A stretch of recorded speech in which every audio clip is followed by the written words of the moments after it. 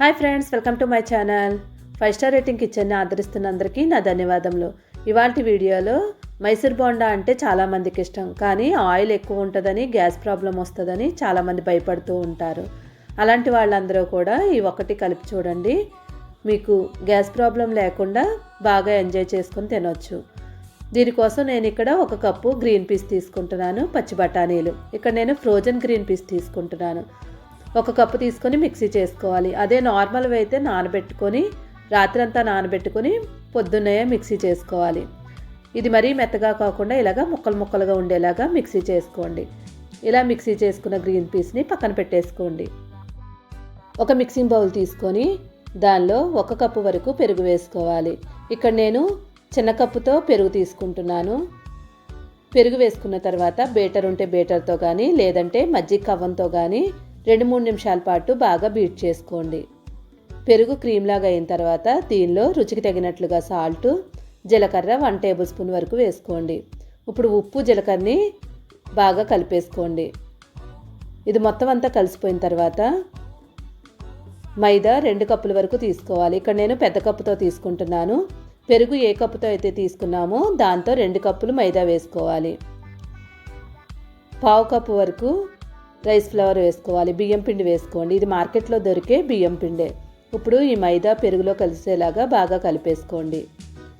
ఇలా మొత్తం అంతా కలుపుకున్న తర్వాత ఆల్రెడీ మనం పెరుగు వేసుకున్న కప్పులో కొంచెం వాటర్ వేసుకొని దీనిలో వేసుకోండి. ఏ కప్పుతో అయితే మనం పెరుగు వేసుకున్నామో ఆ కప్పుతో కప్పు వరకు నీళ్లు పడతాయి. కొంచెం వేసుకుంటూ కలుపుకుంటూ ఉండాలి. ఒకేసారి అన్నీ వేసేసుకోకండి, కొంచెం వేసుకుంటూ బాగా బీట్ చేసుకోండి. మనం కలుపుకున్నప్పుడు మనకి బ్యాటర్ అనేది చాలా గట్టిగా ఉండాలి, లేదంటే కనుక మనకి ఆయిల్ ఎక్కువ లాగేస్తుంది. కలుపుకున్నప్పుడు కంపల్సరీ మనకి గట్టిగా లేనట్లయితే కొంచెం రైస్ ఫ్లవర్ కానీ లేదంటే మైదా కానీ యాడ్ చేసుకోండి. కానీ నేను చెప్పినట్టుగా వాటర్ వేసుకున్నట్లయితే మనకి పిండి గట్టిగానే ఉంటుంది. చూడండి, ఇలాగా ఉండాలి. ఇలా ఉన్న తర్వాత దీనిలో మనం పచ్చిమిరపకాయలు 1 తీసుకొని చిన్న ముక్కలుగా కట్ చేసుకొని వేసుకోవాలి. నెక్స్ట్ కరివేపాకు 1 రెమ్మ తీసుకొని చిన్న ముక్కలుగా కట్ చేసుకొని వేసుకోండి. కరివేపాకు వేయడం వల్ల మనకి ఫ్లేవర్ మంచిగా వస్తుంది. నెక్స్ట్ దీనిలో మనం అల్లం చిన్న ముక్క తీసుకొని చిన్న ముక్కలుగా కట్ చేసుకొని వేసుకోండి, లేదనుకుంటే తురుముకొని కూడా వేసుకోవచ్చు. నెక్స్ట్ కొత్తిమీర వేసుకోవాలి. కొత్తిమీర కూడా వేసుకున్న తర్వాత మొత్తం అన్నీ బాగా కలిసేలాగా ఒక 2-3 నిమిషాల పాటు బాగా కలిపేసుకోండి. ఇలా 2-3 నిమిషాలు బాగా కలుపుకున్న తర్వాత చూడండి, మనకి బ్యాటర్ మరీ గట్టిగా ఉండకుండా మరీ పలచగా ఉండకుండా ఉన్నది. చూడండి, ఇలా ఉండాలి. నెక్స్ట్ దీనిలో మనం ఆల్రెడీ మిక్సీ చేసి ఉంచుకున్న గ్రీన్ పీస్ ఉంది కదా, దాన్ని వేసేసుకోవాలి. ఈ గ్రీన్ పీస్ వేసిన తర్వాత బాగా కలిపేసుకోండి.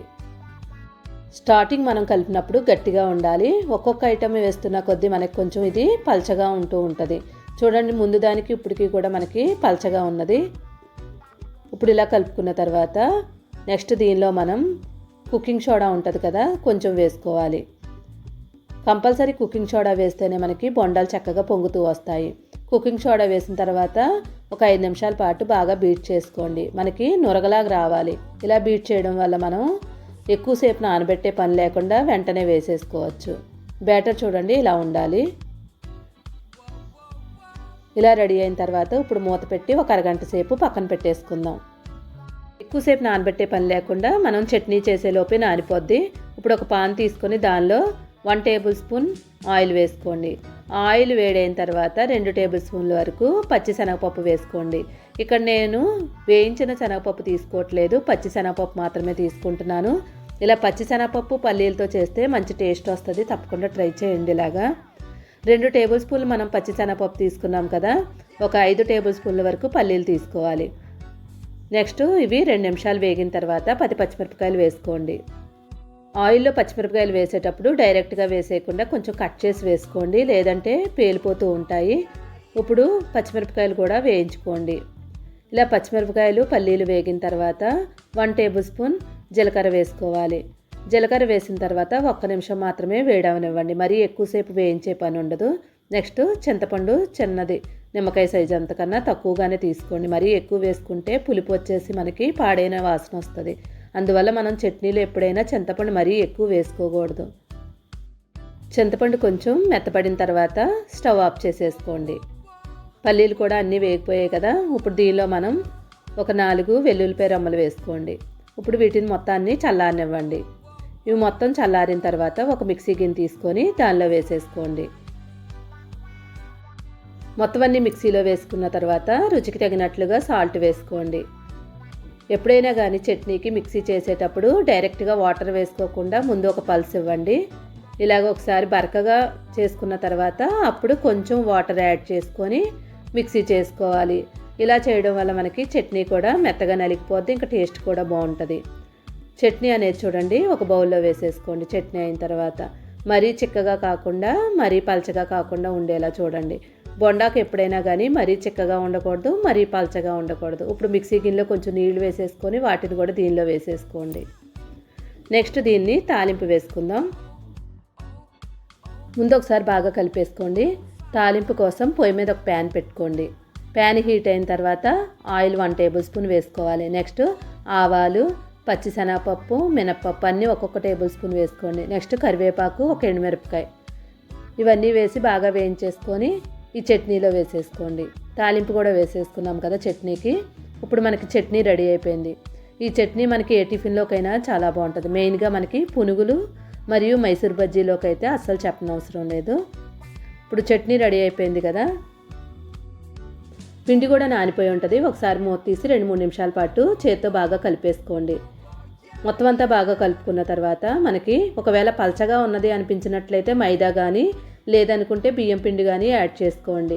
లేదు అనుకుంటే కనుక ఇలానే వేసేసుకోవచ్చు. కన్సిస్టెన్సీ మాత్రం ఇలా ఉండాలి. అలానే మరీ గట్టిగా ఉన్నట్లయితే మనకి బొండాలు లోపల గట్టిగా ఉంటాయి. ఇప్పుడు పొయ్యి మీద కళాయి పెట్టుకొని ఆయిల్ వేసుకొని ఆయిల్ హీట్ అయిన తర్వాత ఒక్కొక్క మైసూర్ బొండాని వేసేసుకోవాలి. మైసూర్ బొండాలు వేసినప్పుడు మనకి ఆయిల్ వేడిగా ఉండాలి. తర్వాత మీడియం ఫ్లేమ్ మీద పెట్టేసుకోండి. లేదనుకుంటే మనకి లోపలంతా కూడా ఉడక్కున్నట్లు ఉండి బయటికి మాత్రం ఉడికిపోయినట్లు తొందరగా వేగిపోతాయి. మీడియం మీద పెట్టుకొని మనం బాగా ఫ్రై చేసుకోవాలి. చాలామందికి మైసూర్ బొండాలంటే ఇష్టం ఉంటుంది కదా, కానీ తినాలంటే గ్యాస్ ప్రాబ్లం అని ఆలోచిస్తూ ఉంటారు. అలా కాకుండా ఇలాగ గ్రీన్ పీస్ వేయడం వల్ల కొంతవరకు మనకి బ్యాలెన్స్ చేస్తుంది. గ్యాస్ ప్రాబ్లమ్స్ రాకుండా ఇంకా ప్రోటీన్స్ కూడా మనకి గ్రీన్ పీస్లో ఎక్కువగానే ఉంటాయి. చాలామంది పిల్లలు బొండాలు చేయమని అడిగినప్పుడల్లా కూడా ఇలాగ గ్రీన్ పీస్ వేసి చేయండి. హెల్త్కి కూడా చాలా మంచిది. మైసూర్ బొండాలు రెడీ అయిపోయి చూడండి. నెక్స్ట్ మనం ఉల్లిపాయలు వేసి ఎలా చేసుకోవాలో చూద్దాం. దీనిలో ఒక ఉల్లిపాయను తీసుకొని చిన్న ముక్కలుగా కట్ చేసుకొని వేసుకోండి.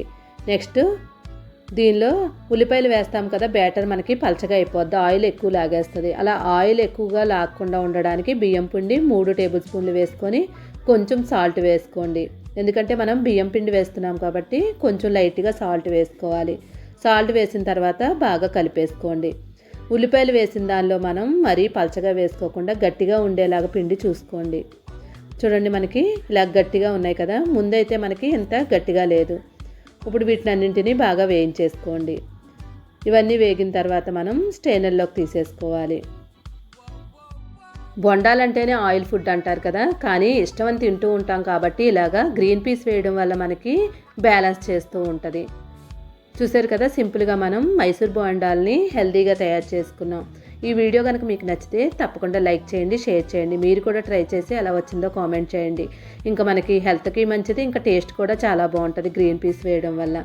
ఒకసారి దీన్ని మనం కట్ చేసి చూద్దాం. పైకి క్రిస్పీగానే ఉంటాయి, లోపల మాత్రం మనకి దూదిలాగా ఉంటాయి. ఇంకా ఈ చట్నీ కాంబినేషన్తో అయితే అస్సలు చెప్పనవసరం లేదు. చూడండి మనకి లోపలంతా కూడా చక్కగా మెత్తగా ఉంది. టేస్ట్ ఒకసారి తిని చూద్దాం. టేస్ట్ కూడా సూపర్ అంటే super. Like, share, subscribe my channel.